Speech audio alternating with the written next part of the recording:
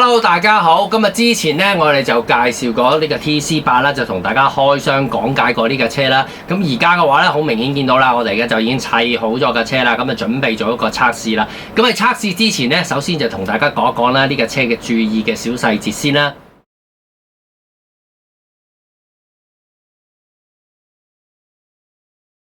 咁我今次砌呢一格嘅話呢，係一架鋼底版本嘅嚇，就唔係一個碳底版本嚟嘅。咁佢賣嘅話呢，有兩個版本嘅，就有呢個碳底版啦，同埋呢個鋼底版嘅。咁鋼底版呢，理論上嚟講呢，就比較適合呢啲呢高找着力嘅場地去玩嘅。咁但係實際上呢，我自己測試嘅時候嘅感覺呢，就話俾我知呢，其實香港嘅場地啦，嗱 PYC 又好啦，室內或者室外嘅話呢，都 OK 嘅。呢個車玩嗰陣時候都冇乜太大問題嘅。如果你用鋼底版 TRC嘅話咧，我就未試，但係 TRC 嘅場地比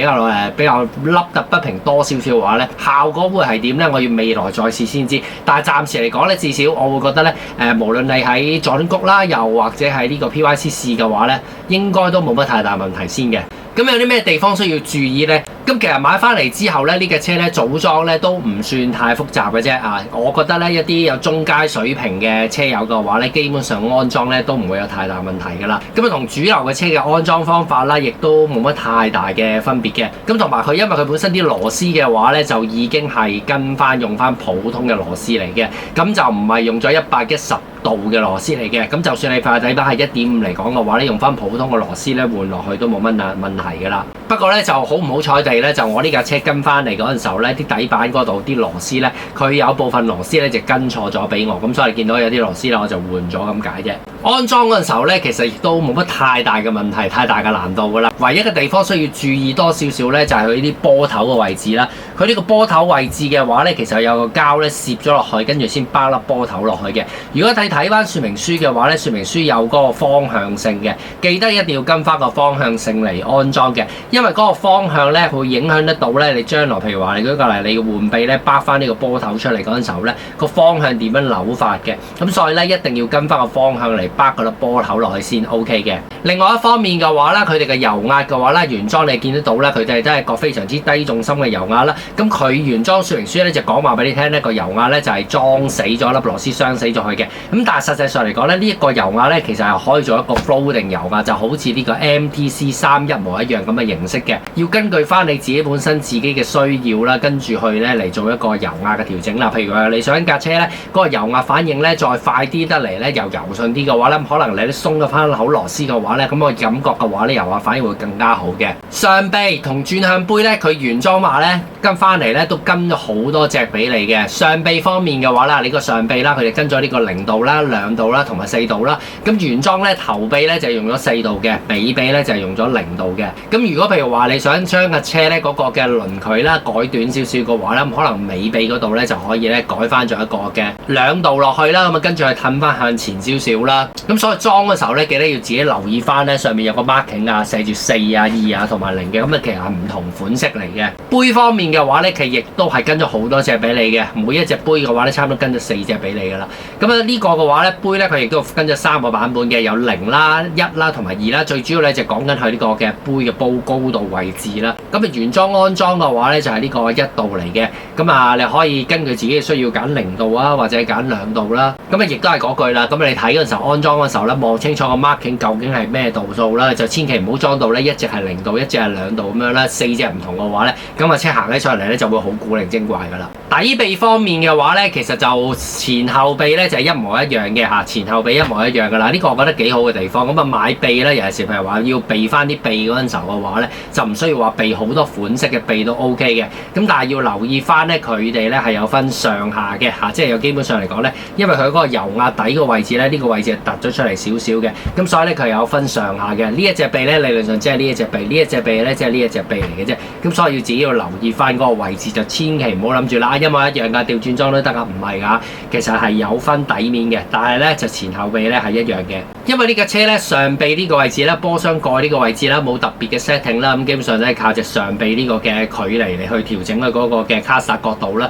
咁所以呢件嘢咧安裝起上嚟咧比較容易啲嘅。另外一個我覺得比較要注意嘅地方咧就係個皮帶 tension 輪啦。呢架阿蘇士呢一格嘅皮帶個 tension 嗰個輪咧，我自己個人意見嘅話咧，就覺得係安裝上面係比較麻煩少少嘅，因為咧佢有一個套，跟住然之後再擺嗰個嘅皮帶 tension 嗰個環落去，跟住先套落去嗰個嘅 pulley 輪啦，跟住再套落架車，其實多咗一個手續嘅。咁但係有啲咩好處咧？就係在於咧，你套好咗之後咧，跟住一塞落去嘅話，你基本上都唔會走位。如果譬如話我哋純粹睇 marking 嗰啲嘅話咧，好多時候咧，我哋譬如擺落去嗰陣時候咧，因為可能落去個位置問題嘅話咧，有機會可能喺嗰個輪咧係有機會會走位嘅。咁但係個重點我唔係講緊係走唔走位嘅，而係佢原裝嗰陣時候咧，佢就話俾你聽咧，佢嗰個皮帶 tension 輪咧嗰個 marking 咧都係全部向下嘅。咁其實如果你譬如話睇翻認真望翻入去少少嘅話咧，其實我前後位置嘅話咧，我都落咗少少 marking 落去嘅，方便我自己睇嘅。咁但係咧，佢呢個原裝皮帶輪嘅話咧，佢就原裝呢隻教你咧直不甩向下嘅。咁但係實際上嚟講咧，如果你前後都直不甩向下嘅話咧，架車嗰個皮帶咧係會過鬆嘅，因為咧佢本身嚟講咧，中間呢啲位置咧，佢除咗呢個 pulley 輪下邊有粒 bearing 之外咧，呢個位置底位呢兩個底位咧，兩個位置都係冇一個嘅 bearing 再過嚟晾住條皮帶㗎啦。咁所以條皮帶咧相對起嚟講咧係偏軟嘅。佢有一嚿嘢咧就可以俾你裝喺上面，我哋撳皮帶咁，但係通常而家就好少人撳上面，通常係擺喺裝下邊㗎嘛。所以我哋咧嗰個皮帶 tension 輪咧嗰個位置咧係需要改嘅。我就將佢嗰個頭尾咧就改咗嘅，尾咧就係向呢邊啦，向入邊啦兩格啦，頭嘅話咧就向呢邊咧就入咗三格嘅。咁個皮帶咧個感覺咧先至叫做比較正常啲。另外一方面咧就係呢個 servo 嘅 servo on 呢個位置啦，呢支嘅推桿啦，咁佢相對起嚟講咧就比較貼近呢個轉向臂嘅呢支推桿嘅位置嘅。咁啊自己落嗰個墊片避免落得太多啦。如果唔係嘅話咧，有機會咧可能轉到呢個位置咧就會搭住嘅話咧，有機會可能會硬到咧，咁咪會有啲問題。咁所以自己要留意翻嗰個位置，就避免落得太多墊片嘅。咁我因為咧原裝嚟講咧，我用翻係原裝個 servo on 嘅，咁所以咧個墊片亦都係跟翻原裝個 servo on 個位置嚟去做嘅。整體個安裝咧就唔算太複雜，唔算太難嘅。我個人意見嘅話咧都幾 OK 嘅。咁啊尾嘅殼柱呢個位置咧，亦都可以咧透過扭開呢兩粒螺絲啦、墊片啦，可以控制呢個嘅尾殼柱嘅高低位置啦。咁啊根據翻你自己本身個殼嗰個需要去再調整啦。咁啊講一講咧，我而家測試呢一架車用嘅電子設備先啦。咁啊用嘅電子設備咧就摩打咧就係用咗一隻13.5嘅歐羅摩打，呢一隻咧係一隻 Trinity 嘅摩打嚟嘅。咁啊電變咧就係用咗一隻嘅 Scalzi 嘅 Toro 嘅160 Pro 啦。咁啊跟住然之後 servo 就用咗一隻 AGF 16公斤嘅。咁而家個齒比方面嘅話咧，大概係4.4咁上緊啦，4.4至4.3咁上緊啦。咁啊大減壓咧就用翻佢哋原裝嗰隻細嘅大減壓嘅，即係呢個 92T 嘅大減壓嘅。咁啊冇用到其他牌子嘅大減壓裝落去啦，咁啊用咗原裝嗰隻先，因為原裝嘅話咧就已經跟咗兩隻大減壓俾你啦嘛，有大有細。咁買翻嚟之後嘅話咧，無論你玩 modify 啊，又或者玩呢個 stock 嘅話咧，咁啊大減壓已經跟咗俾你，非常之方便嘅。咁我哋都睇一睇個說明書先。嗱，咁個說明書嘅話咧，頭先我哋都有啲高呼咗噶啦，咁啊再講一講啦。咁首先呢樣嘢咧就係呢個咁樣嘅嗰個波頭嘅扣位嗰嚿膠啦。咁頭先我都講啦，佢就最好咧就一定要跟翻個 orientation 咁樣裝落去嘅。個原因係因為咧佢左右兩邊其實有個握位嘅位置嘅。如果你將嗰個嘅 orientation 咁樣擺嘅話咧，將來你要拍翻出嚟嘅話咧，咁就會有問題嘅。咁所以一定要跟翻呢個 orientation 啦，咁啊打橫嘅形式咁嚟裝落去啦。你見到打橫咁嘅形式裝落去，咁啊避免咗咧將來咧撐唔翻出嚟嘅。另外我就係講啦，下臂嘅話咧，雖然佢就係前後臂一樣咁，但係有分上下嘅。嗰個嘅避震位置係向下邊嗰度嘅啦，向下嘅。所以呢個自己一定要小心留意翻佢嗰個位置，就唔好搞錯佢先。另外啦，前後嘅油壓架啦，佢前後油壓架嘅話咧，亦都係有分佢嗰個形狀嘅。裝落去嗰陣時候咧，就要留意翻裝落去嘅話咧，就千祈唔好將個油壓架嘅話咧呢個油壓架咧就調轉咗前後嘅。前邊嗰個嘅話咧就有少少多少少曲嘅，咁後邊嗰個咧就比較直身少少嘅。咁我頭先都講啦，其實佢哋嘅油壓咧同樣道理咧係有呢個 floating 嘅油壓可以去做一個嘅調整嘅。咁呢一個嘅話咧，如果譬如話你想架車嗰個嘅油壓反應嘅話，再快翻少少嘅話咧，其實快得嚟咧佢會再柔順少少嘅。咁嘅話咧，你就可以拆咗呢粒螺絲咧，咁就可以做到一個 floating 嘅效果嘅。頭先我有講到啦，個漸片問題咧，個漸片其實嗱呢度佢有睇到啦，佢就話俾你聽要落一塊漸片嘅。咁但係實際上嚟講咧，呢無論係呢個螺絲扭入去呢個位置啦，又或者呢邊嘅話呢個漸片咧，其實都係需要做一個測試嘅，因為佢跟咗幾塊俾你嘅。佢雖然話俾你聽啦，嗱呢個就話係 adjust as needed 嘅，即係話呢個你要擺落去 adjust 先至需要整嘅。咁但係實際上嚟講呢塊漸片嘅話咧，記得就係要裝咗落去試咗，究竟嗰個旋轉究竟會唔會有嘢棘啊？會唔會有嘢磨啊？咁嚟係 adjust 嘅，因為我估計佢可能有啲公差唔同啦，咁所以令咗嚟講咧，呢個漸片嘅話係需要自己慢慢去調整嘅，佢係有跟幾塊俾你嘅，所以呢個自己亦都要小心留意翻嘅。同樣道理，差速佢呢個位置咧，亦都係有嗰個嘅呢個 differential 話俾你聽 seam 啦，就呢個 adjust at needed 啦。咁呢個嘅話咧係話 seem to be best fit with 0.25至0.1咧。咁其實佢呢個位置嘅話咧，佢就圖片咧就顯示咗咧淨係攝一塊，但實際上係唔止攝一塊嘅。我可以答大家，你係要去攝翻可能2塊至3塊咁樣咁上緊先會兩邊左右唔喐嘅。咁我頭先亦都有講過噶啦。咁所以呢個位置嘅話咧，就唔好睇到佢話落一塊咧，就真係就咁落一塊，唔係嘅，係要到實際情況去 adjust 嘅。佢嗰個左右兩邊係比較虛多少少嘅，呢個一定要自己留意翻嘅。咁佢跟嘅 CP 俾你咧，係跟咗好多塊俾你嘅，咁你就左右兩邊自己去攝翻。無論前嘅講緊呢個係差速啦，又或者頭嘅直濕咧，都係要攝嘅。所以呢個記住自己要留意翻，就千祈唔好諗住見佢攝一塊就一塊，唔係嘅。攝一塊嘅話咧，左右兩邊係會拗嘅。同埋我頭先都講啦，呢一個佢嗰個皮帶 tension 咧，佢就分咗兩件東西嘅，就一個皮帶 tension 輪啦，跟住一個咁攝窿西啦。咁我自己喺呢個位置咧都落翻一個嘅 marking 嘅，落翻揾支筆啦、白筆啊、銀筆啊，就抹翻個 marking 落去啦。咁方便自己睇住嗰個壓縮位置嘅。咁其實佢都有個好處嘅，因為佢用咗呢個套嘅話咧，咁你攝落去頭先我都講啦，攝落去嗰陣時候咧就少啲走位嘅。咁但係就每一次你要 adjust 佢嗰個嘅皮帶 tension 嗰陣時候會麻煩啲，同埋佢原裝嘅話咧，淨係話俾你聽咧，擺喺中間嗰度嘅啫。但係佢實際上嚟講咧，佢話 rotate 嘅 defense 啊，呢個 clamp 咧 for belt tension 啊 adjustment 係要自己去做 adjust。雖然佢話俾你聽 recommended starting point 係呢個中間位，但係實際上嚟講唔係嘅。好似我頭先講咧，頭尾都係要 adjust 翻向入邊咧，係要多少少嘅。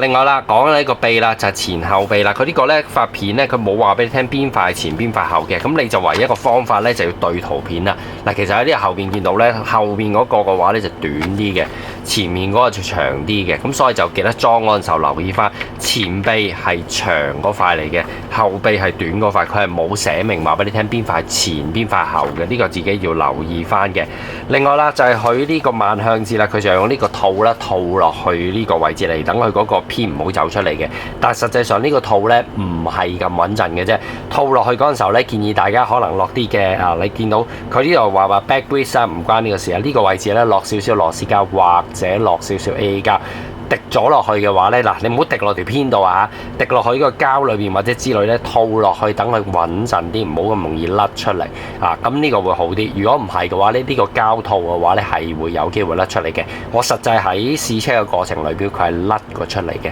所以呢個一定要小心嘅。套落去嗰陣時候呢，雖然佢有個卡卡位，但個卡卡位係唔穩陣嘅。轉向杯啦，有分3個啦，0啦、1啦同埋2啦。咁我講過啦，原裝就係呢個用1號啦嚇。咁前後臂都係1號嘅，就冇分別嘅。咁臂方面咧，上臂方面咧，佢亦都係分咗3隻嘅。嗱，呢度見到度我分咗3隻俾你嘅，係0度、2度同埋4度嘅，前後係唔同嘅。咁所以自己要留意翻，千祈又係唔好裝錯。見到臂嘅話咧，就諗住隻隻都一樣咧，唔係嘅，唔係隻隻一樣嘅，有分度數嘅。上面喺呢個位置係有標到 marking 啦，邊個係0咧，邊個係4嘅，呢個亦都自己要小心留意翻嘅。咁我有個地方其實就覺得比較費解少少嘅就係佢嗰啲推杆嘅。咁嗰啲推杆嘅話咧，佢雖然嗱俾你有所有嘅 number 話咗俾你聽幾長幾短，但係實際上操作嚟講咧，裝咗落去之後咧，其實佢左右兩邊咧係好貼到入晒嘅。即係俾我嘅感覺嘅話咧，如果你要再調入多少少嘅話咧，譬如話你想 set 嗰個嘅掏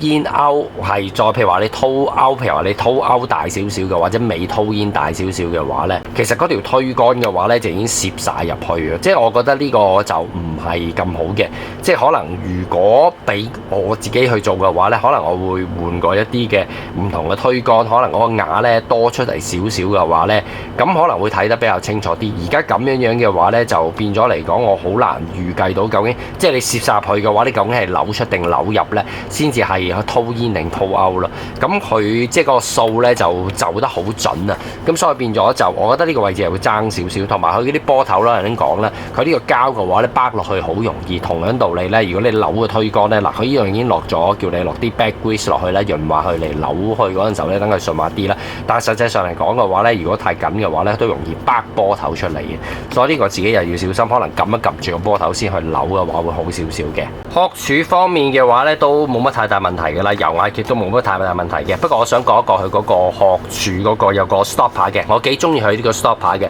佢同呢個磨鏡一樣咧，係多咗個件咧，就可以俾你愛嚟頂住咧，就唔會頂花個殼嘅。咁但係咧，佢呢一件東西咧，佢係有1、2、3個窿嘅，佢可以俾你 adjust 咧唔同，即係就算同一個位置嘅話咧，佢都會有少少褪出啲啊，或者褪入啲嘅，可以有呢啲咁嘅 adjust。我幾中意呢塊嘅adjust 頂嘅，咁所以就自己落去裝落去嗰陣時候咧，要睇翻佢嗰個位置究竟係用咗最高嗰個位啊，中間嗰個位啊，定係最低嗰個位啊，就唔好裝咗兩個嘅話，譬如話左右兩邊嘅話咧，一個高啲，一個低啲。就算佢嘅話咧，因為佢有3個窿啊，呢個你自己要小心留意翻嘅。大減碼啦，我講咗啦，佢有原裝就已經跟咗2隻俾你噶啦，咁啊視乎你自己嘅需要咧，就裝大瓦同細瓦。咁我自己個人覺得咧，佢隻瓦嗰個堅硬程度或者個柔軟程度都 OK 嘅，即係冇乜太大問題嘅。咁所以用翻佢嗰隻瓦嘅話咧都 OK 嘅。我自己都用咗一隻細瓦咧，就試呢個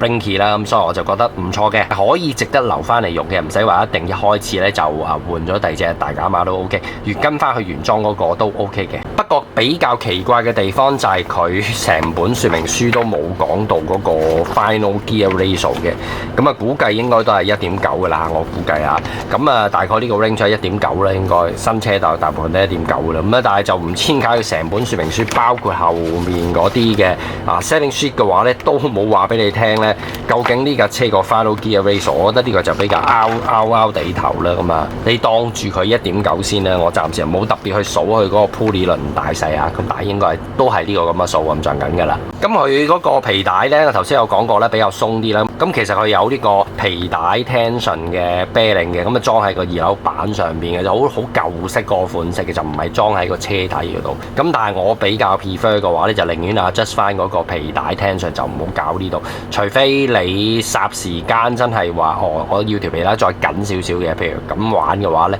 咁你先咁裝咯。如果唔係嘅話咧，我反而調翻轉去 adjust 個 pulley 輪，因為 adjust 個 pulley輪亦都唔係話一件好大鑊嘅事情嚟嘅啫，純粹真係你扭走呢4粒螺絲拎咗出嚟，跟住成個 pulley 就可以攞出嚟，即係佢冇話一個撬住啊，左右兩邊整住啊，攞唔到出嚟好難嗰種情況，咁所以都係 OK 嘅，咁所以我寧願就會教個 pulley 嗰個嘅 tension 就多過話加個皮帶呢件咁嘅嘢加喺嗰個皮帶上面。不過咁但係呢個就純粹大家自己 prefer 啦，即係你中意做邊樣都得嘅。咁啊，說明書後邊嘅話咧，都有2幾版呢啲咁嘅嘢咧，就話俾你聽點樣去做啊車嘅 adjustment 啦。咁啊，好似 X-ray 咁樣樣啦。咁啊，如果譬如話你想多啲理解架車，話譬如話舉個例，點樣可以 improve？譬如話舉個例啦，點樣加 wheel is often 1mm narrow， 即係後邊俾佢窄啲、闊啲嘅話咧，可以 improve 嘅話咧，即係嗰啲咁嘅資料嘅話咧，可以睇翻去學下。咁啊，可以變咗嚟講 set 架車嘅話咧，可以 set 得再好啲啦。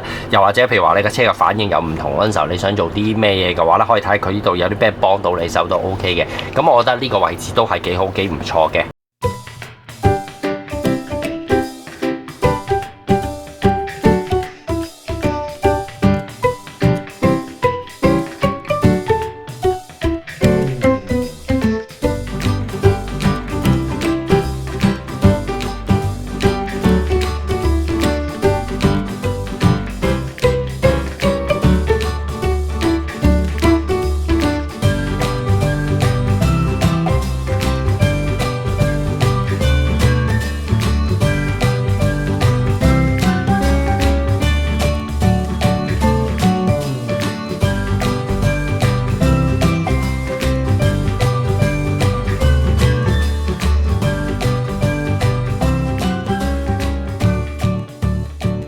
原裝嘅電架已經支援到呢個 Ultra LCG 嘅電池嘅啦，咁啊基本上個 size 已經 OK 嘅啦。咁所以譬如話你用厚啲嘅電池嘅話咧，咁你可能你佔翻佔片。如果你唔落咁多佔片嘅話咧，基本上個電架嘅話咧 Ultra LCG 嘅電嘅話咧已經係用得到嘅啦，非常之貼心嘅設計嚟嘅。成架車裝電子嘅位置嘅話咧，佈局嚟講咧，其實都幾空間幾多位置嘅。你見得到啦，由呢個嘅 servo 開始啦，擺接收嘅話啦，跟住然之後擺風扇啦，距離嘅話都足夠啦，跟住擺電變嘅話咧，其實成個空間都幾大嘅。咁呢個位置亦都可以足夠俾你我嚟擺電用，因為佢呢個位置咧就冇呢個嘅 anti-roll bar 經過啦，咁所以可以擺到落去。咁所以位置其實整體嚟講都幾充足嘅。不過要留意翻一樣嘢咧，就因為我呢個鋼底板嘅版本嚟嘅，鋼底板嘅話咧，底嘅位置咧其實就偷輕偷得都幾嚴重下嘅。咁所以變咗咧，有啲位置嘅話咧，其實你可以貼嘅嘢落去嘅話咧，其實就唔係貼好多。譬如舉個例咧，接收嘅位置咧，其實佢可以俾你貼住嘅接收位置咧，其實冇好多。佢原裝咧其實有跟住一件零件、塑膠零件俾你裝喺呢度咧，我哋俾你貼隻接收落去，等你個接收位置嘅話咧就唔會太少嘢貼落去嘅。咁但係我就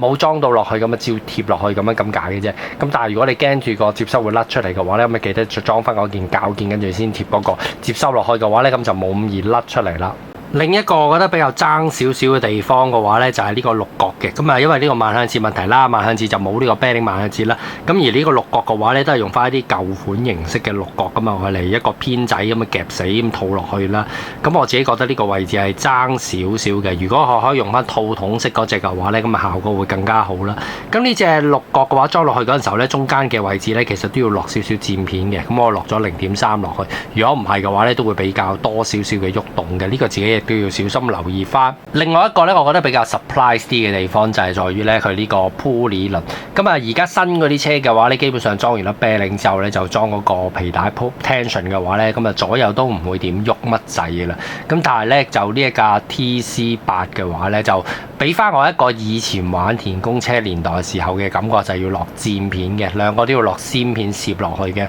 而且落個先片嘅時候咧，就要落得都唔少嘅。咁啊，有原裝嘅跟俾你嘅說明書又冇教你要落嘅，咁但係實際上嚟講咧，其實係要落嘅。你裝咗落去之後咧，你要左右兩邊喐一佢咧，究竟呢個嘅譬如無論後邊嘅叉足啦，或者頭嘅直濕都好啦，究竟有冇兩邊左右喐先？如果有喐嘅話咧，其實你係要落翻先片左右攝住佢，跟住先落粒 bearing 落去嘅。如果唔係嘅話咧，咁左右兩邊喐嘅話呢條皮帶其實係唔好嘅。咁所以自己要小心留意翻，佢有跟到呢個嘅漸片俾你嘅，嗰啲漸片其實係要用，雖然佢說明書冇寫，但係其實要用。咁呢個咧就要自己小心留意翻，係要落漸片嘅，就千祈唔好唔落漸片就咁塞落去，咁兩邊喐係唔好噶。同樣道理啦，呢一個中鋪理論嘅話咧，佢亦都原裝係有叫你落漸片嘅，咁但係落個漸片嘅話咧，佢亦都係就咁簡單話俾你聽落一塊點成嘅，咁但係實際上嚟講，亦都係跟咗幾塊俾你，你亦都係需要自己咧按自己實際情況，你喐佢嗰陣時候，究竟會唔會有個虛位喐好多啊？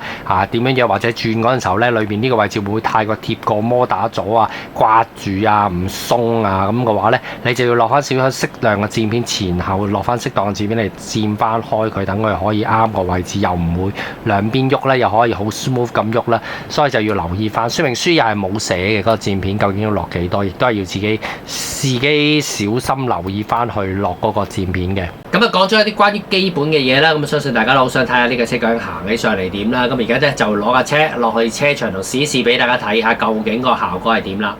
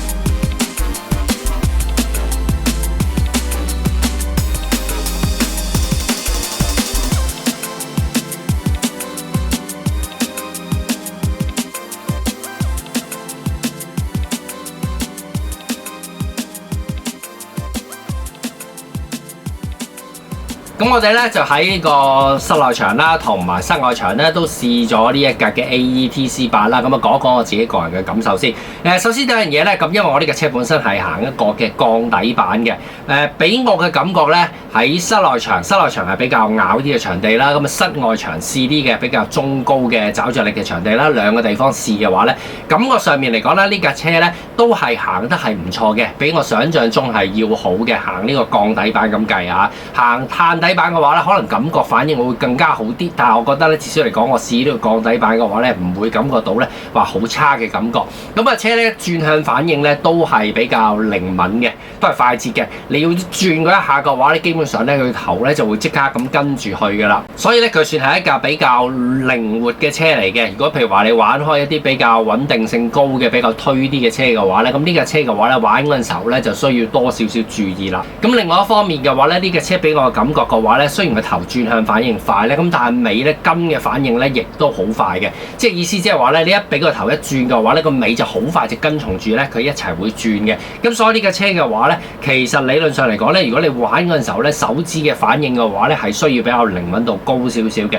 因為如果唔係嘅話咧，你有機會可能佢尾太過轉嘅話咧，你手指反應唔夠快嘅話咧，咁可能架車咧就會甩㗎啦。咁但係甩呢個動作嘅話咧，又唔係代表佢呢架車咧好 spin 或者好 oversteering，啲彎咧一轉入去咧，佢就即刻會打白鴿轉，唔係咁嘅意思。佢呢架車咧個尾反應好快，但係問題在於咧，當你要扭翻直個軚嗰陣時候，修正翻嘅話咧，佢亦都修正得好快。咁所以感覺上邊嚟講嘅話咧，佢係一架反應算係快嘅車嚟嘅。咁另外咧，呢架車咧本身佢亦都有啲特別嘅 setting 可以去再做一啲調整嘅。譬如舉個例，佢嗰個油壓嘅話啦，咁而家原裝咁計咧，佢就係梗咗嘅油壓嚟嘅。咁但係理論上嚟講咧，呢架車咧個油壓咧係可以好似 MTC 咁咧，係一個 floating 係喐得嘅油壓嚟嘅。咁如果你換咗一個 floating 嘅油壓嗰陣時候咧，彎嘅反應感覺咧，亦都會再柔順啲，再好玩啲嘅。咁但係問題在於咧，而家咧佢就梗嘅。咁我嚟緊嘅話咧，再試嘅話咧，可能我都會拆咗佢嚟再試嘅。咁啊，感覺上面可能會再舒服啲，再好玩啲。但係整體俾我感覺嘅話咧，至少佢用緊鋁底板嘅話咧，行起上嚟架車嘅話咧，俾我感覺咧唔會話有啲過硬啊、咬得滯啊架車啊、轉得太緊要啊嗰樣嘢。嗰個問題先，佢係一架比較轉啲嘅車，但係當你一修正嘅話咧，佢又好聽話，不如你收得好直嘅車。俾油嗰陣時候嘅話咧，起油嗰下個反應咧亦都好受油嘅。咁所以感覺上面嚟講咧，呢架車咧揸上嚟咧，其實係幾好嘅一架車嚟嘅。適合一啲比較高端嘅人士啦，你要反應比較快啲咧，你需要一個彎咧係好快嘅車嘅話咧，呢一架車咧就非常之適合啦。咁呢架車有冇啲咩我個人覺得比較缺點嘅地方咧？咁都唔係冇嘅。咁缺點就係話咧，首先呢樣嘢咧就係佢嘅慢向節啦。咁啊，車頭車尾咧都係用咗三節棍嘅，即係唔係同我哋平時玩開嗰啲車咁計咧？車頭就三節棍，車尾咧就係呢個慢向節嚟嘅，唔係呢架車咧，車頭車尾咧都係用咗三節棍嘅，非常之有趣嘅地方嚟嘅。咁但係咧，我覺得比較奇怪嘅地方就係在於咧，今時今日咧而家嘅慢向節咧，高端車咧咁計咧，如果你個慢向節頭咧狗骨位置呢個杯位嗰度咧，如果佢唔係行啤令嘅話咧，至少嚟講咧都會有個馬蹄膠嚟俾你攝住佢咧嚟減低佢磨損嘅。咁但係今時今日嘅呢個 TC8嘅話咧，反而佢就冇跟到呢樣嘢嘅。原裝咧只不過係呢個偏嚟嘅，即係最舊式嘅偏咧，偏打偏個杯咁樣嘅啫。呢個我就覺得比較少少奇怪嘅地方嚟嘅。我唔知佢將來佢會唔會換呢個有啤令慢向節俾大家，又或者可以俾你買嗰個 option 零件啦。咁但係暫時嚟講咧，個狗骨頭嗰個位置嚟講咧，仍然係用偏嘅話咧，我覺得呢個位置係爭少少嘅。另外啦，就係佢呢個咁樣嘅有個套嘅個 sleeve 咧，嗱佢就唔係咧同其他牌子咁咧揾呢個嘅C-clip 啦，又或者揾呢個大箍嗰啲彈弓箍咧箍住咗佢嗰個慢向節嘅嗰個偏嘅位置，佢只不過用個塑膠套咧套住佢嘅。咁但係呢個塑膠套咧，俾我哋喺測試嗰陣時候咧，就發覺咧有機會係會走出嚟咧，係會成個套走開嘅。佢純粹係攝落去，即係冇任何特別好緊嘅機制嘅。咁所以呢個位置呢個套嘅話咧，裝嘅時候咧，建議大家咧可能係落翻少少螺絲膠，又或者落翻少少 A 膠咧，滴一滴佢，注一注死佢，等佢唔好喐嚟喐去。如果唔係嘅咧，玩下嘅話咧，可能你玩 modify 太大力嘅話咧，咁佢成個套甩咗嘅話咧，咁裏面啲偏甩晒嘅話咧，咁你架車咧就失控㗎啦。咁所以呢個位置嘅話咧，就要自己留意翻啦。咁同埋你甩咗啲偏嘅話咧，你要揾翻你幾麻煩。雖然佢嗰個杯仔中間嗰個杯仔同埋條條片咧都係啲共通 size 嚟嘅啫嚇，好多牌子都有個共通 size。咁但係至少嚟講，你要揾翻嘅話咧，都係幾麻煩嘅。所以呢個位置嘅話咧，大家要安裝嘅時候亦都要小心啲嘅。嗱，整體俾我感覺咧，呢個 AE-TC8 嘅話咧，感覺上面個反應咧係算係一架比較偏快嘅車。咁我講緊係一架鋼底版版本嚇，碳底版我未試，咁所以我唔知道碳底版嘅話會唔會差別好遠。但係至少俾我感覺嘅話咧，鋼底版嘅話咧，反應咧係比較一架偏快嘅車嚟嘅。咁但係咧偏快得嚟咧，佢又未至於去到一架車咧係一架好料嘅車嚟嘅。佢至少嚟講咧，佢雖然轉向反應快，咁但係問題係在於咧，你一修正拉直嘅車咧，佢就直不甩咧，好受油咁去嘅。咁所以我覺得呢架車咧唔算係一架咧難操控嘅車。咁但係始終嚟講嘅話咧，因為佢轉向反應咧係相對起嚟比較偏快啲，手指操控上面嚟講咧，亦都需要比較敏感啲嘅人咧，咁先至可以操控得比較好啲嘅。咁今日咧就介紹呢架 AE-TC8，咁啊同大家做咗一個嘅簡單介紹啦。如果大家中意我哋今日嘅影片嘅話咧，咁啊記得俾翻個 like 我哋啦，最緊要開提示鈴啦，同埋咧訂閱我哋頻道嘅。咁啊有新嘅產品、新嘅教學咧，就第一時間通知俾大家啦。另外啦，如果大家對今日介紹嘅產品咧有啲咩問題想問多啲，或者想知多啲嘅話咧，咁啊歡迎你嚟到我哋遙控工房討論區，去翻我哋遙控工房嘅 MV 同埋 Facebook 作進一步討論嘅。咁今日介紹呢架 AE Team Associate 嘅 TC8，基本上就係咁多啦。咁希望嚟緊好快有新嘅影片、新嘅教學同大家分享嘅。咁今日係咁多先，下次再見啦，拜拜。